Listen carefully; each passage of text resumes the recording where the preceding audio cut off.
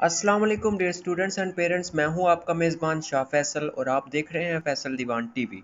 Dear students, I welcome you all to our lecture number 14 of our course Theory of Automata and Formal Languages. Before we start our today's lecture, let me give you a quick recap of our previous lecture number 13 of this course. In the previous lecture, we discussed the examples of the writing REs to the corresponding TGs. RE corresponding to the TG accepting the even language. Later on हमने clean theorem part 3 के जो start किया उसके आपके दोनों methods का आपको एक ओवरव्यू दिया, यूनियन और concatenation of the two FS. उसके बाद हमने कुछ एग्जांपल्स पे यूनियन इम्प्लीमेंट भी किया और आज के लेक्चर में हम कुछ और एग्जांपल्स भी आपके साथ शेयर करेंगे जिसमें हम यूनियन इम्प्लीमेंट करेंगे। तो चलिए बिना टाइम ज़ाया किए आज का लेक्चर शुरू करते हैं। और यहाँ पर आप देख सकते हैं कि एक एग्जांपल हमारे पास, ये हमने जो पिछला एग्जांपल हमने किया ये उसका आपके पास एफए बन गया, उसका यूनियन बन गया। नेक्स्ट एग्जांपल अभी हम देख लेते हैं यहाँ पर। तो ये आप देख सकते हैं कि एक एग्जांपल हमारे पास है कि जो ए पे एंड हो रहा है पहला एफए और जो आपके पास एक एफए है वो ऑड का एफए गिवन है। इस पे आपने क्या करना है कि आपने यूनियन इम्प्लीमेंट करना है। तो चलिए हम इस पे यूनियन इम्प्लीमेंट करते हैं। सबसे पहले हम स्टेट ले लेते हैं, दोनों एफएस को देखेंगे x1 और y1। अगर आप देखते हैं कि x1 पे वो ए रीड करे तो x2 पे आ रहा है, y1 पे ए रीड करे तो y2 पे आ रहा है। एक नई स्टेट बन रही है, उसको नाम दे देना आपने z2 का। x1 पे अगर b रीड कर रहा है तो x1 पे रह रहा है, y1 पे अगर b रीड कर रहा है तो वो y2 पे आ रहा है। एक नई स्टेट बन रही है, उसको नाम दे देना है आपने y3 का नाम दे देना है। याद रहे कि आपने स्टेट्स को रिपीट बिल्कुल भी नहीं करना। स्टेट्स को रिपीट करेंगे तो आपकी मिस्टेक हो सकती है। आपने जो इसके लिए FA3 बनाएंगे उसमें, तो इस चीज़ का आपने लाजमी ख्याल रखना है कि आप कोई भी स्टेट रिपीट ना कर रहे हो। और आप अगर ऐसा हो रहा हो कि आपकी स्टेट्स बिल्कुल एंड ही नहीं हो रही हो तो ऐसा हो सकता है कि आप ये टेबल गलत बना रहे हो। ठीक हो गया? ऐसा कभी भी नहीं हो सकता कि आपकी स्टेट्स एंड ना हो। ज़्यादा से ज़्यादा आपकी स्टेट मैक्सिमम बन सकती है, लेकिन ऐसा हो नहीं सकता कि आपकी स्टेट्स एंड हो ही ना हो रही हो, लाजमी एंड होती हैं। तो चलिए इसी एफ एस पर यूनियन हम इम्प्लीमेंट कर रहे थे। Z2 स्टेट पर आएंगे। यहाँ पर आप देख सकते हैं कि x2 पे अगर a रीड कर रहा है तो वो कहाँ पर आ रहा है कि x2 पे रह रहा है, y2 पे a रीड कर रहा है तो y1 पे रह रहा है। और उसके बाद अगर x2 पे b रीड कर रहा है तो वो x1 पे आ रहा है, और अगर y2 पे b रीड कर रहा है तो y1 पे रह रहा है। आप देख सकते हैं ये हमारे पास ये z1 की स्टेट है, तो इसको एक नया नाम देने की ज़रूरत नहीं है। ठीक हो गया? तो यहाँ पर आपके पास एक और स्टेट बनी थी Z4 की, और Z1 हमारे पास पुरानी स्टेट है तो इसको नया स्टेट देने की नाम ज़रूरत नहीं है। ठीक हो गया? Z3 स्टेट पर आएंगे। x1 y2, x1 पे अगर a रीड कर रहा है तो x2 पे आ रहा है, y2 पे अगर a रीड कर रहा है तो y1 पे आ रहा है। ये Z4 की स्टेट है, इसको नया नाम देने की ज़रूरत नहीं है। उसके बाद अगर x1 पे b रीड कर रहा है तो x1 पे रह रहा है, y2 पे b रीड कर रहा है तो y1 पे आ रहा है। तो ये आपके पास सेम Z1 की स्टेट है, नया नाम देने की ज़रूरत नहीं है। Z4 की स्टेट के लिए अब आएंगे हम x2 y1। x2 पे a रीड कर रहा है, x2 पे रह रहा है, y1 पे a रीड कर रहा है, y2 पे आ रहा है। तो ये Z2 की ही स्टेट है, नया नाम देने की ज़रूरत नहीं है।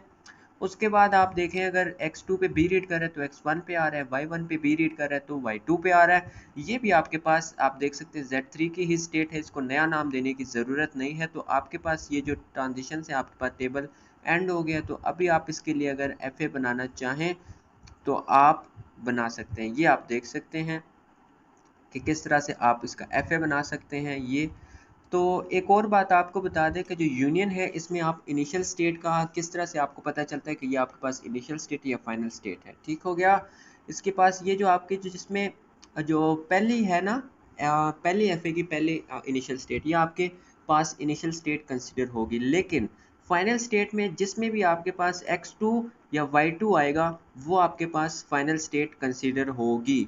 अब देख सकते हैं यहाँ पर x2 आ रहा है, y2 आ रहा है, x2 आ रहा है, तो ये सारी आपके पास फाइनल स्टेट कंसिडर होंगी। और इसी तरह आप जब इसके लिए FA3 बनाएंगे, यूनियन दोनों का यूनियन का FA बनाएंगे, तो ये आप देख सकते हैं एक इनिशियल स्टेट है और 3 फाइनल स्टेट हैं, क्योंकि उसमें आपके पास x2 और y2 दोनों आ रहे थे। ठीक हो गया? नेक्स्ट एग्जाम्पल की तरफ मूव करते हैं। अभी आपके पास एग्जाम्पल एक इवन की गिवन है और एक ऑड की गिवन है। इस पे आपने यूनियन इम्प्लीमेंट करना है। ये काफ़ी सिंपल सा छोटा सा ही आपके पास यूनियन इम्प्लीमेंट होगा। मेरे ख्याल से 2 स्टेट आपके पास इसमें बनेंगी। तो चलिए अब इम्प्लीमेंट करते हैं। Z1 आप देख सकते हैं X1 और Y1 ये पहले आपके पास इनिशियल और फाइनल दोनों ही हैं, ठीक हो गया। X1 और Y1 आप ले लिए पहली स्टेट। X1 पे अगर A रीड कर रहा है तो वो X2 पे जा रहा है, और Y1 पे A रीड कर रहा है तो Y2 पे जा रहा है। एक और स्टेट बन रही है Z2 की, X1 पे अगर B रीड कर रहा है X2 पे जा रहा है, Y1 पे अगर B रीड कर रहा है तो Y2 पे जा रहा है। ये Z2 की ही स्टेट है, नया नाम देने की ज़रूरत नहीं है। अगली हम देखते हैं Z2 के लिए X2 Y2। X2 पे अगर A रीड कर रहा है तो X1 पे आ रहा है, Y2 पे A रीड कर रहा है तो Y1 पे आ रहा है। ये आपके पास Z1 की स्टेट है तो नया नाम देने की ज़रूरत नहीं है। X2 पे अगर B रीड कर रहा है तो X1 पे आ रहा है, Y2 पे B रीड कर रहा है तो Y1 पे आ रहा है। ये भी आपके पास Z1 की स्टेट है तो इसलिए आपको नया नाम देने की ज़रूरत नहीं है। तो अभी आप देख सकते हैं कि इसके पास आपके पास ये Z1 और Z2 दो ही स्टेट बनी थी, तो आपके पास तकरीबन वही जो इवन का होता है आपके पास FA वही बन गया, लेकिन आपके पास Z2 जो है वो भी फाइनल स्टेट कंसिडर किया जाएगा। इसके बाद एक और एग्जांपल हम अभी स्टार्ट करते हैं कंकैटिनेशन। इसके बाद method number 2 clean theorem part 3 का concatenation. Method number 2, concatenation of the two FAs using the FAs corresponding to R1 and R2, and FA can be built corresponding to R1 R2. This method can be developed considering the following example. ठीक हो गया। अब इसमें हम concatenation करेंगे, आगे example चल के हम आपको बताएंगे किस तरह से। लेकिन सबसे पहले concatenation स्टार्ट करने से पहले कुछ इंपॉर्टेंट चीज़ें आपको बता दें। ये एग्जाम्पल्स हैं, मतलब B पे एंड हो रहा है और डबल A जिसमें R है, वो दो FAs आपके पास गिवन है। ये कुछ इंपॉर्टेंट चीज़ें हैं। Let FA3 be an FA corresponding to R1 R2। जिन्हें FA3 आपने एक बनानी है R1 और R2 पहले दो FA से। Initial state of FA3 must correspond to the initial state of the FA1। ठीक हो गया। आपके पास जो इनिशियल स्टेट बनेगी FA3 की, वो आपकी जो FA1 की इनिशियल स्टेट होगी वही आपकी इनिशियल स्टेट कंसीडर होगी FA3 की। ठीक हो गया। फाइनल स्टेट के लिए क्या करना है कि जो आपकी FA2 की फाइनल स्टेट होगी वही आपकी FA3 की फाइनल स्टेट कंसीडर की जाएगी। Since the language corresponding to R1 R2 is the concatenation of the corresponding languages L1 and L2 consist of the strings obtained concatenating the strings of L1 to those of L2। ठीक हो गया। अब यहाँ पर important बात आ गई है, ये आपने लाजमी याद रखनी है। अगर आप ये बात स्किप कर देंगे तो आपका जो टेबल है और FA3 है, जो थर्ड FA है, दोनों का कंकैटिनेशन है दोनों FAs का, वो आपका गलत आएगा। तो ये आप देख सकते हैं, the moment of a final state of the first FA is entered, the possibility of the initial state of second FA will be included as well. मतलब आप जब टेबल बना रहे हैं, एक ऐसी पॉसिबिलिटी आती है आपके पास कि जो पहली स्टेट की अगर फाइनल स्टेट आप अप्रोच कर लेते हैं तो उसके साथ आपने जो दूसरी FA है उसकी इनिशियल स्टेट आपने इनकॉर्पोरेट करनी है। ठीक हो गया। ये आगे चल के एग्जांपल जब हम करेंगे तो आपको अच्छे से समझ आएगी। चलिए एग्जांपल की तरफ बढ़ते हैं। तो उसमें आपके पास दो FAs गिवन होंगी, उस पर आपने कंकैटिनेशन इम्प्लीमेंट करना होगा और फिर आपने उसका FA3 बनाना होगा। ठीक हो गया।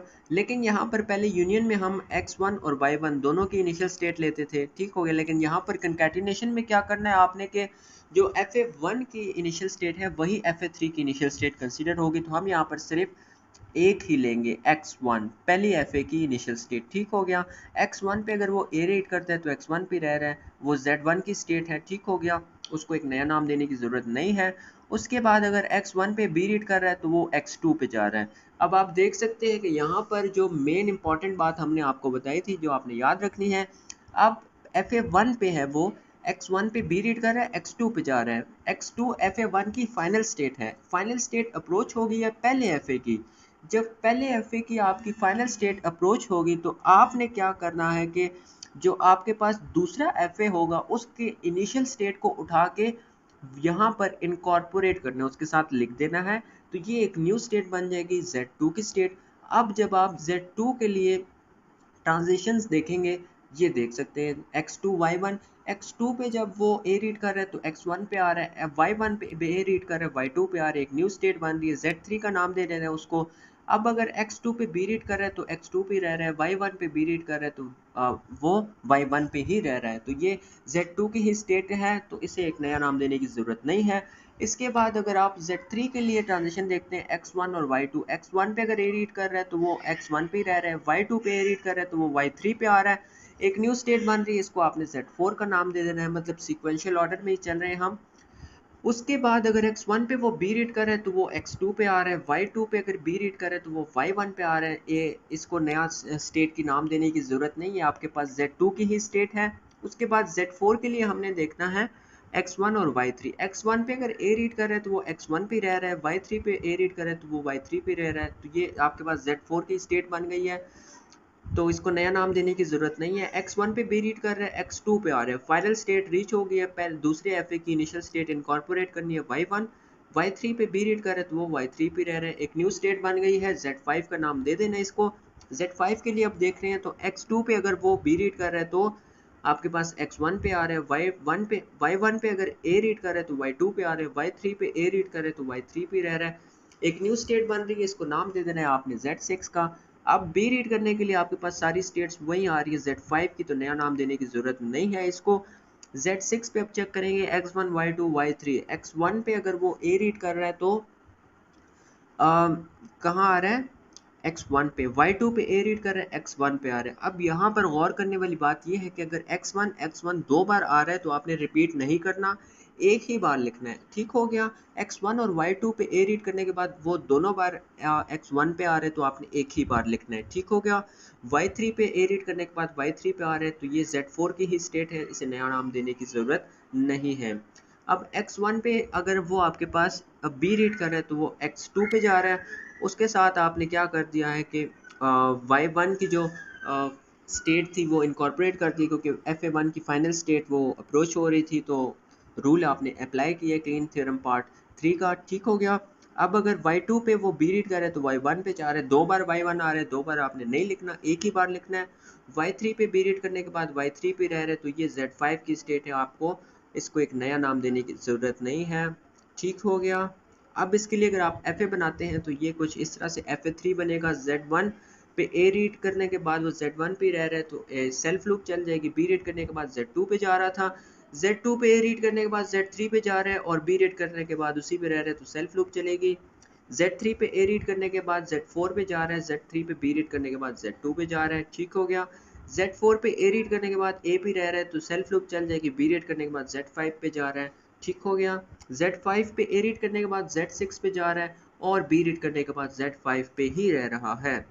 z6 पे a रीड करने के बाद z4 पे जा रहा है, और b रीड करने के बाद z5 पे जा रहा है। तो ये आप इस तरह से बना सकते हैं fa3 दोनों fs के लिए कंकैटिनेशन। लेकिन आपने जो कुछ रूल्स हैं वो आपने याद रख लेने हैं कि अब पहले तो हमारे पास होता था कि यूनियन हम अगर देख रहे होते हैं तो यहाँ पर आप ये इनिशियल स्टेट कंसिडर कर रहे थे दोनों को। ठीक हो गया। लेकिन कंकैटिनेशन में सिर्फ fa1 की जो इनिशियल स्टेट है वही fa3 की इनिशियल स्टेट कंसिडर की जाएगी।